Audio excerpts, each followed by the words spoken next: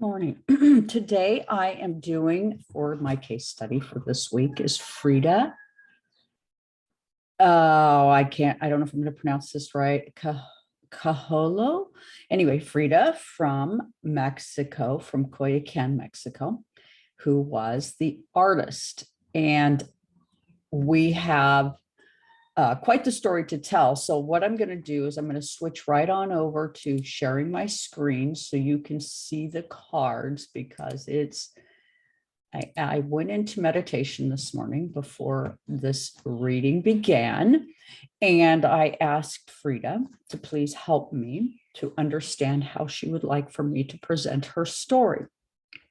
Now, I have been a psychic all my life, and sensitive to otherworldly information. And I more or less, in lots of ways, without ever having really any training, have specialized in issues along the veil, but I'm eighth house configured. I have a stellium in the eighth and a lot of fixed energy.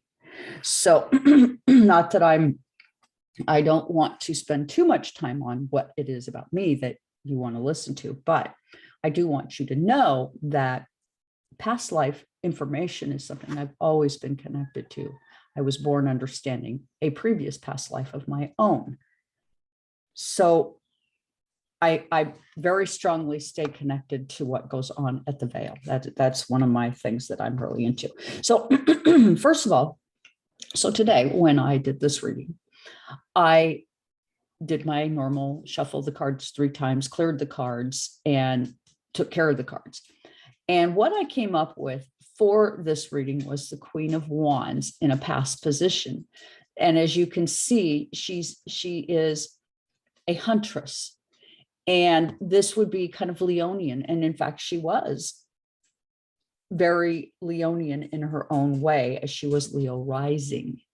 So this kind of goes right back to how we saw her as this woman who tribally connected to the ancestral truth of her people, and then attempted through fiery and dramatic ways display this. And I consider her one of the champions of divine feminine. I am going to pause for a moment because I had to take a little pause there. My little dogs came out and need to go to the bathroom. So anyway, so what is she saying? She's saying that I kind of walk through life. I walk through the wheat of life, the many seeds of life, connecting to the grounds, telling my gut-wrenching story. Okay, and then she gets the 8 of Pentacles, where for her the story was a slow-moving story. It was painful. It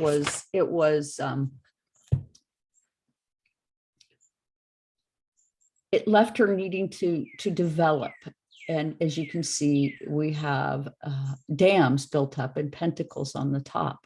So she would build up around herself what she had available to her through art, which created income for her. But she definitely had a very difficult life, and we will get into that in her natal chart because the question I asked her to help me understand was that she had an abortion when she first became pregnant by Diego, her husband. And I'm not sure if it was pre her marriage or just after. I just don't know. I tried to understand the details. But this one incident, and you can see this stick with an eye on it that is an arrow, and then there's another stick with an arrow pointing towards it.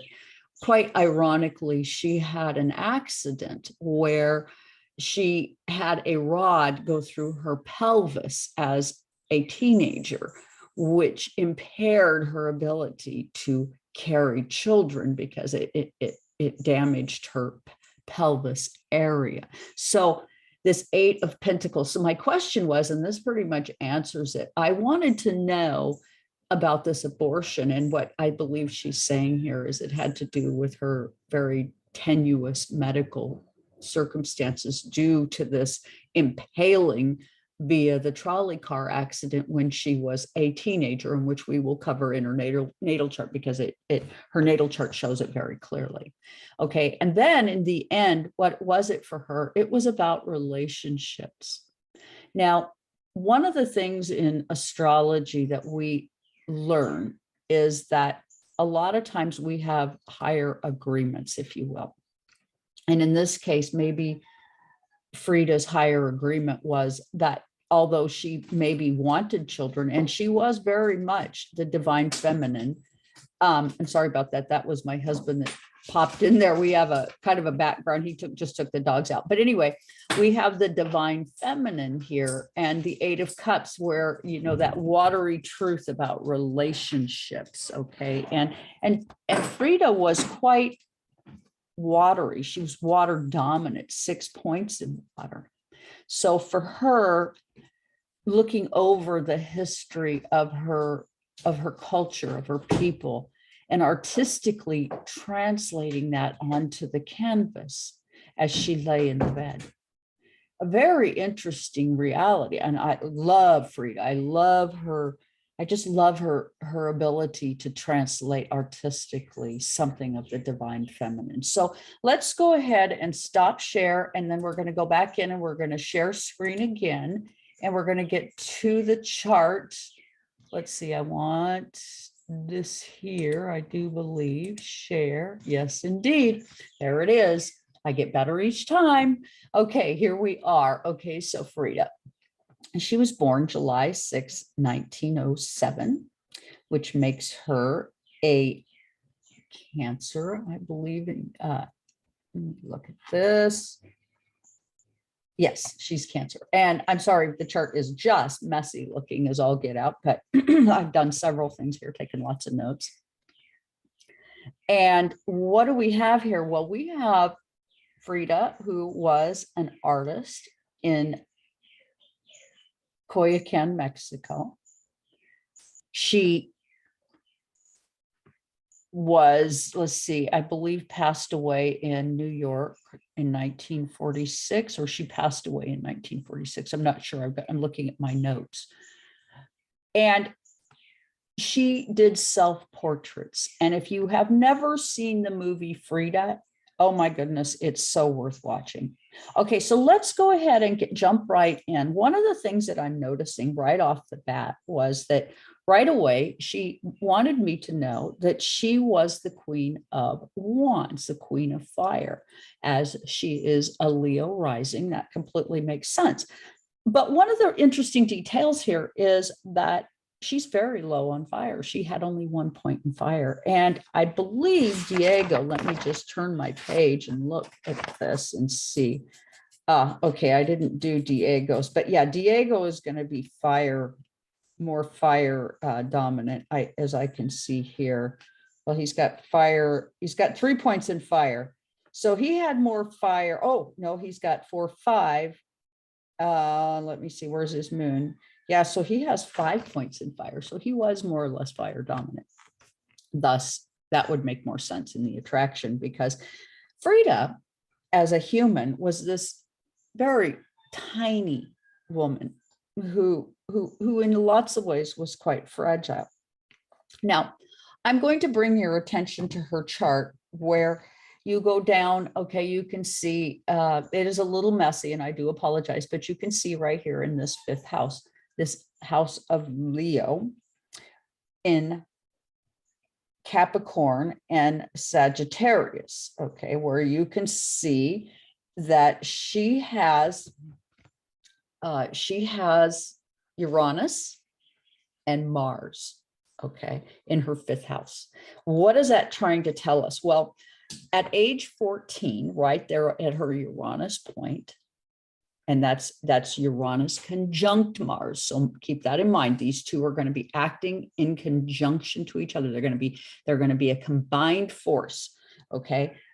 She is out on the streets doing what young women do, probably going to school or who knows, meeting friends on the street corner, whatever, was impaled through her pelvis, Mars, with an iron bar in Capricorn, her bones, okay, that affected her structure in the 5th house, a dramatic event when she was 14. And you can see that right on her Uranus point. That is just roughly that at that age and point. And this is considered the Huber age point, or it could be Glenn Perry, my professor, has also done some work around age developmental method understanding.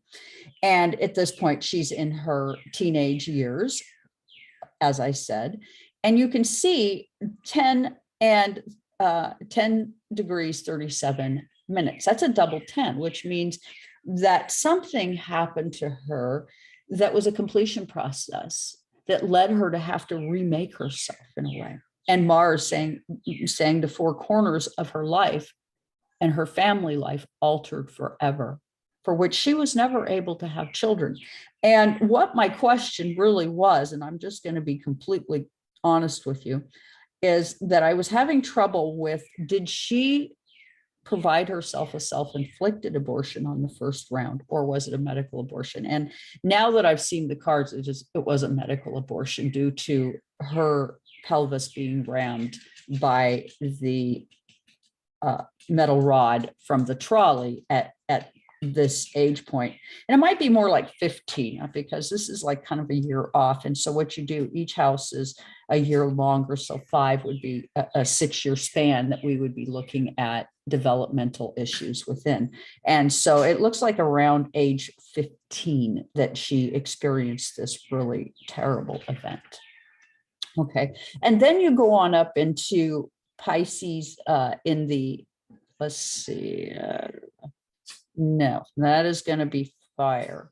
Okay, so you have Saturn in the 8th house, where what were her limitations? They were physical in nature and crisis based, and that's going to refer back down to where she had this horrible accident. It's a square to the 5th house in the 8th house. And so, and then it's going to be sextile to itself. So Saturn is saying a whole lot here, is saying, yeah, you have, as an identity, you have a lot of limitations. And then again, it's also quincunx her 1st house, which is in Virgo, which is medical, which is where, if you're doing a medical chart, that is one of the things you're going to look for, is quincunxes, because it is energy that has nothing in common.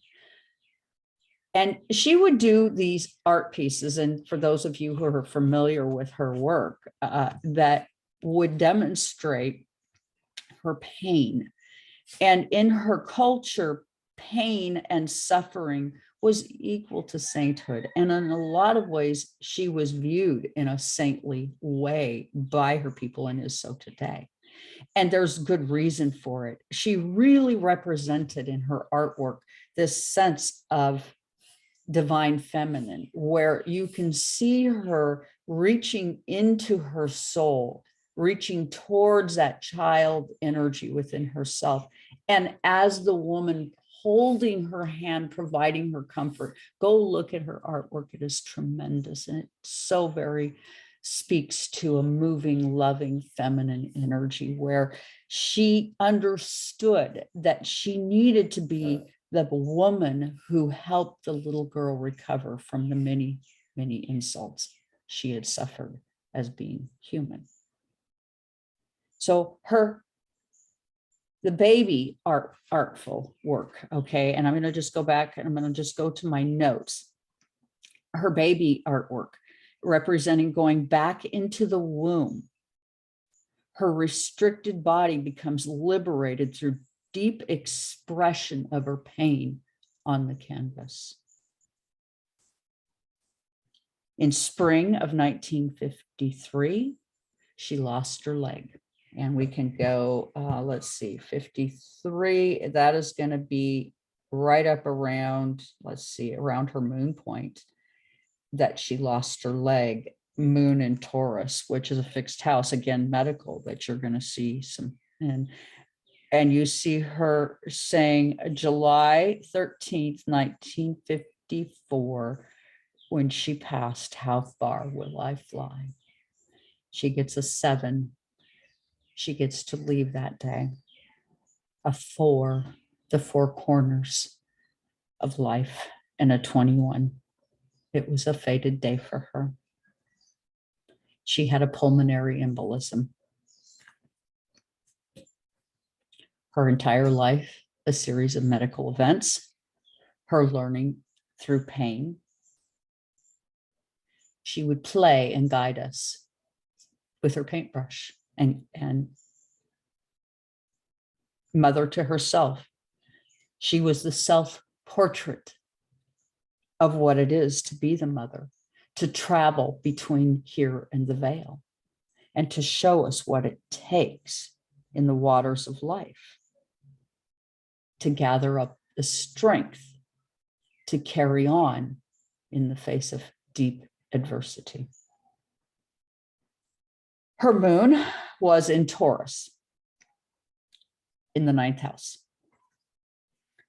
She traveled to New York, which I can see right now why, when she was in New York, she hated it so bad, because for her, she was very much into her home and never really adjusted. So Diego had been commissioned in New York for paintings, and they ended up in New York for that. And she was miserable. And eventually Diego, because of depression, took her back to Mexico.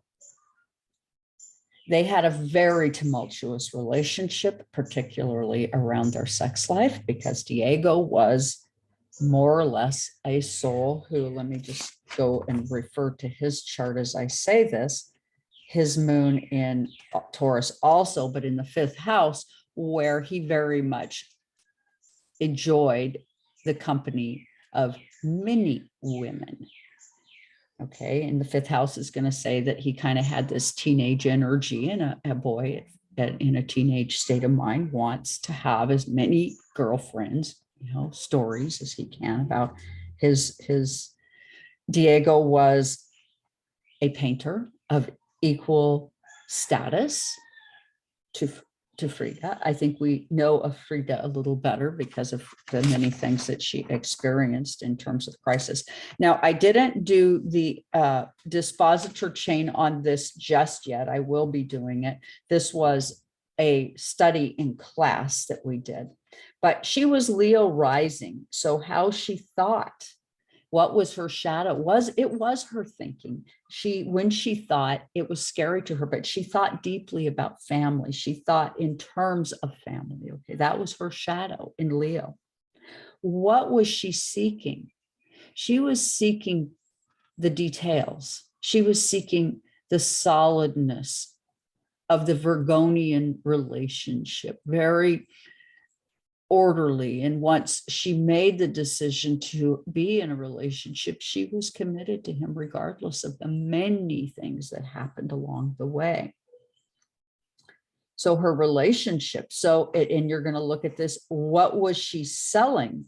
She was selling a humanitarian artist. She was the artist du jour, okay, as was he, but they were together able probably to inspire each other into deeper understanding of artwork, okay? And a lot of her chart is about relationships and how those things went. And you can see that she has a little bit of Pisces over her 7th house. They were crisis-based. There was a lot of crisis in her relationships. And sometimes I think those of us who have great talents sometimes have to suffer inferior relationships and discomfort, squares and oppositions, quincunxes, these kind of things in our natal charts really force us to deal with complicated issues, and maybe complicated issues from past lives. So let's go ahead and take a quick look at what might be her complicating issue.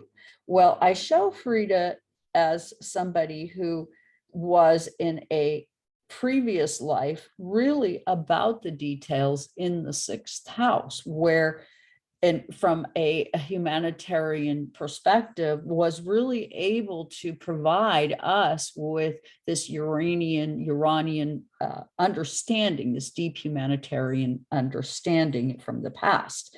Okay, but yet even there, she came in this lifetime, as you can go across and see in the 12th house, 23 degrees and 20 minutes, where that's a 5 and a 2.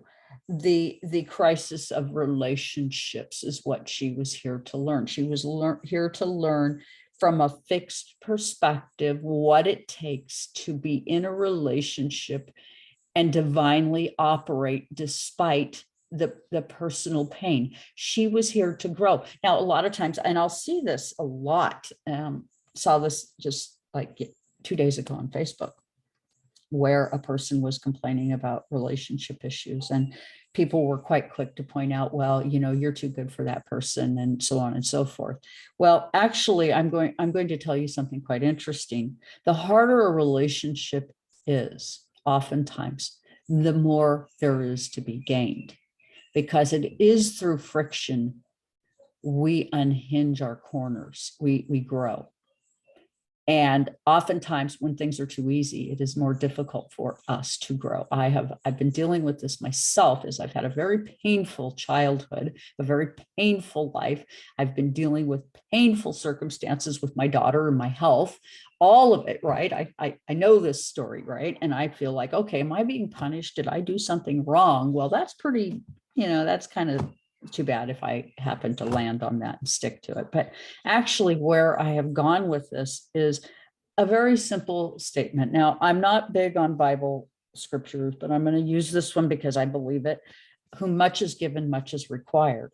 And oftentimes, the more talent we have, the more there is for us to run into and grow from. So we sometimes have to suffer pain in order to have the proper amount of gain.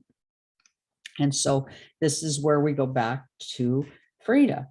Her life was medical, and she learned through pain and was viewed by the people of Mexico as a saint in ways.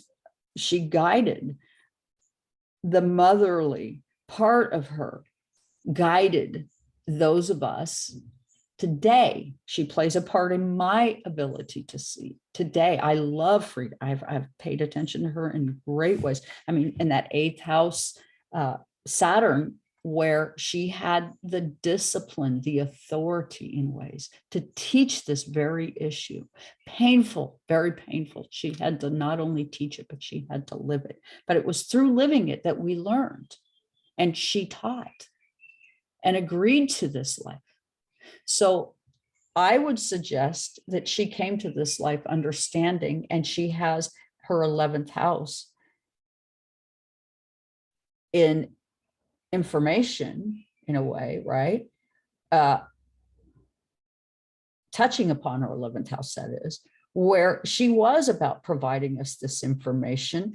What kind of information was she providing us? Well, if you notice also in the 11th house, Cancer, for the family, the history, the well-being, okay? Her sun in Cancer, she was all about 4 would be it was 13 degrees, 23 minutes, and that would be a 4, the 4 corners of family and the divine, what it takes to connect within the groups. So this was really her specialty. And she creatively, if you look at where her Neptune is, it's a 12 degree, 24 minutes. That is going to be creatively sharing with us 3, a process, teamwork, 24, which adds back to a 6, the realities of crisis within the family through touching of her paintbrush to canvas.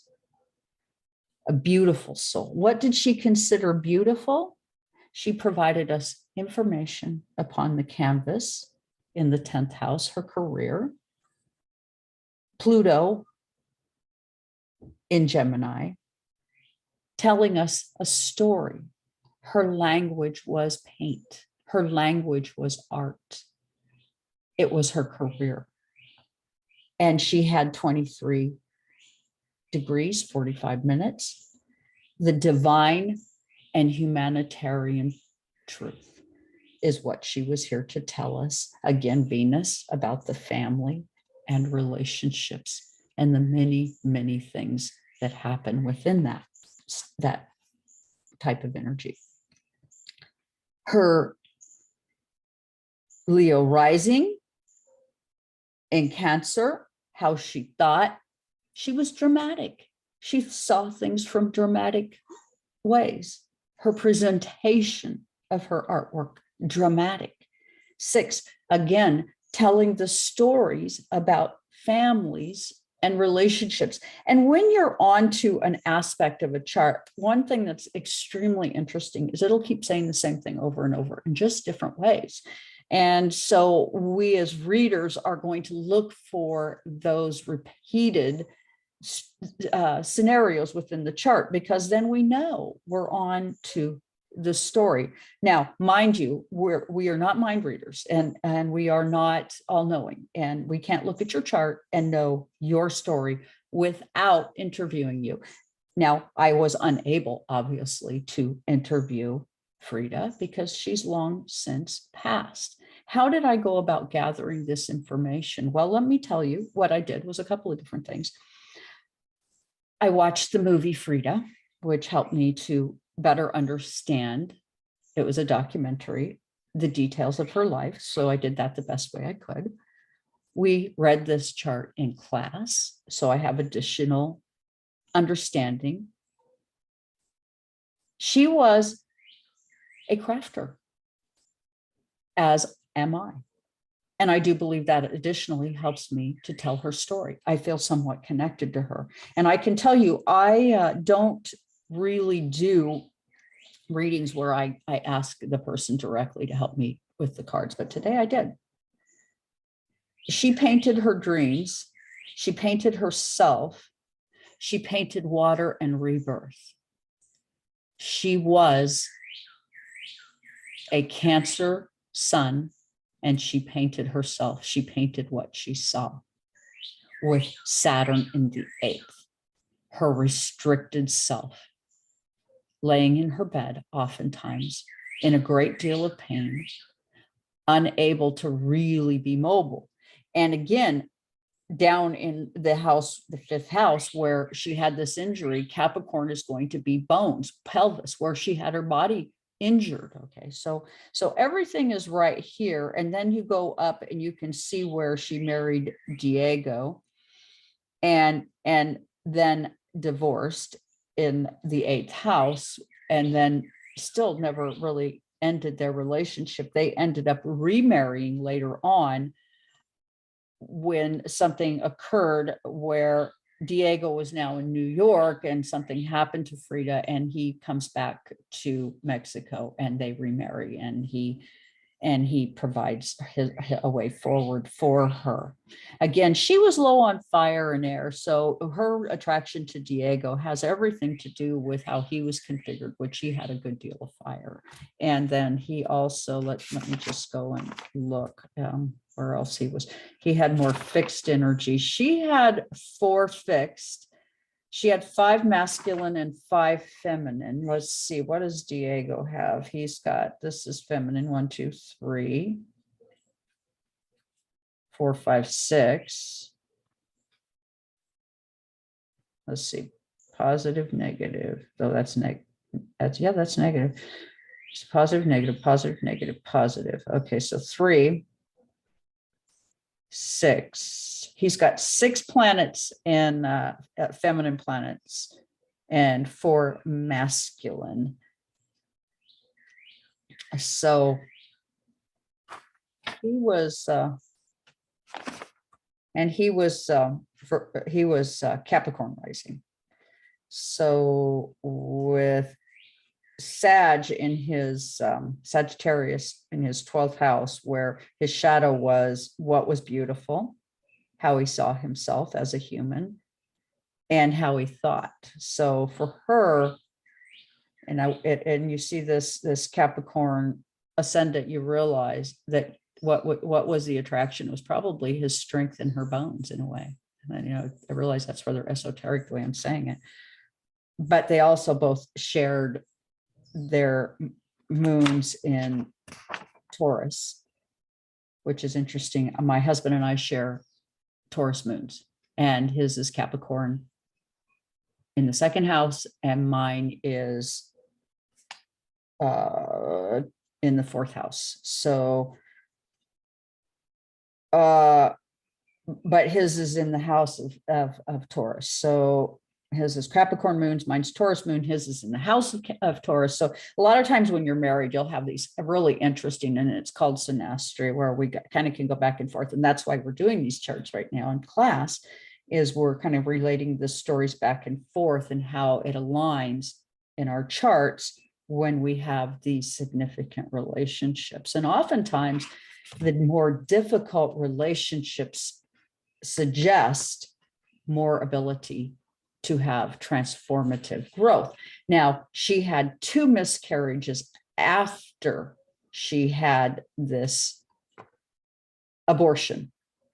And one of my original questions, so the reason that I had her help me with this, was I wanted to know if the abortion was something she did to herself or she had medically done. And it appears she had it medically done according to the cards, which I'm really grateful for, because my question really was, did she have these 2 miscarriages later as a result of this abortion, which I believe is the case. And I wanted to better understand what might be behind it. Well, what it turns out, according to her cards that she had me pick, because this question was so specific to her, is I asked her directly about that abortion and her ability to have children and the miscarriages. And what she showed us in that reading, and let me go back to, I'm going to stop sharing. I'm going to go back to sharing the other screen, because it is worth noting what she's saying here. Let's just get to this, and you can see. Okay, the screen is stopped sharing. Okay, let me go okay, and then let's go share screen. And then we're going to go here and we're going to go share. Okay, there we go. Okay, so you can see that she's going 8 of Pentacles. This one pronged stick right here, okay, poking up in the air and pointing to where she was impaled. And as I said, this question was so specific, where it left her body in a state that she had to become like an island within herself to survive. So what she's saying to me is that she had a medical abortion, and these 2 miscarriages later, and you can see that these 2 pointy issues, again, doubling back and saying, yeah, I lost him because of the impaling that went on the street from the streetcar that left me physically as an island and infinitely broken and unable to have children. Now, the reason I wanted to know this is because, in a way, what we do is we set up our life circumstances subconsciously or in the shadow. So in a lot of ways, this area was her shadow, whether or not she could have children, and wanted children, but wasn't physically prepared nor equipped to have them. And again, I relate to this because I've had my 2 children and hospitalized 27 times to have them, both of them born quite premature and lucky to be alive. And at age 21, it was medically necessary for me to have my tubes tied to protect me from further pregnancy, because pregnancy was considered so unsafe for my body. So, not to say that I had injuries, anything like hers. I did not. I just was born with a cervix that was what they call incompetent, I'm built in such a way that at usually right around the third trimester, my body just doesn't want to do it anymore. So I run into a lot of problems. So I can very much relate to the pain of this, but was very fortunate in that I was able to have two children and love and adore my two children, even if we're all very broken right now and having massive trouble getting along in relationships due to horrible circumstances we find ourselves in. And I have to, wonder in the back of my mind for Frida, the physical pain and limitations of life, the lessons and the suffering, the death mask that she wore, how difficult that might have been. And again, she says, I didn't paint my dreams. I painted me. I painted the dream of rebirth in water. And with that, I would ask that you hit the like, share, and subscribe. I don't grow without your help. And please do leave a comment. I'm looking forward to turning this into a lively place. If you have something that you would like me to read on, please do leave it in the comments below. I will get back to you on any and all comments. And I look forward to developing with you, and my site, www.twiggie, TWIGGIE, went live yesterday.com. It went live yesterday, and we are about ready to do a rollout. I graduate in a week and a day. So with my program, so I will be a 2.5 year in diplomaed astrologer, psychological astrology. I will be continuing my education starting July 15th in medical astrology. If you would like a reading, please do go to twiggie.com and book yourself a reading. There are some options now available. I have highly limited availability. So with that, please do hit the like, share, and subscribe, and join me in this wonderful journey that I'm about to take off on. Thank you so much for being here today.